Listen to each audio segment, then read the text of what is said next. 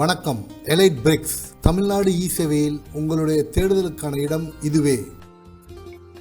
Last வீடியோவில் அந்த ஃபார்மை எப்படி ஃபில்அப் பண்ணுறது ஆன்லைன்லேயும் ஆஃப்லைனில் கிளியர் வீடியோ போட்டிருந்தேன். இப்போ அடுத்தது அந்த ஃபார்மை ஃபில்அப் பண்ணிட்டோம்ல, ஆன்லைனில் பண்ணிட்டா அக்னாலஜ்மெண்ட் வந்துடுது.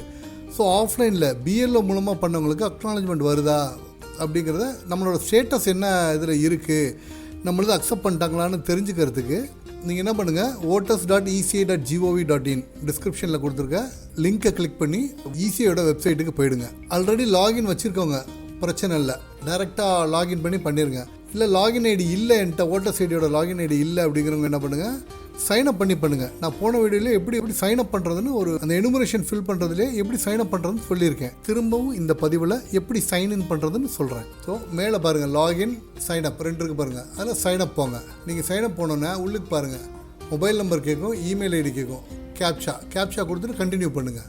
உங்களுக்கு ஒரு ஓடிபி வரும். அந்த ஓடிபி என்டர் பண்ணோன்னா திருப்பி உங்களோட எபிக் நம்பர், அதாவது ஓட்டர் ஐடியோட நம்பர் கேட்கும். ஓட்டர் ஐடியோட நம்பர் கொடுத்தீங்கன்னா ஒரு லாகின் உங்களுக்கு க்ரியேட் ஆகிடும்.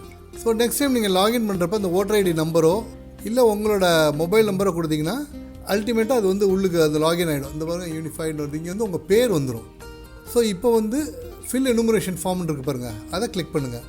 கிளிக் பண்ணிட்டு எந்த ஸ்டேட்டுன்னு கேட்கும், நீங்கள் தமிழ்நாடுன்னு கொடுத்துருங்க. தமிழ்நாடு.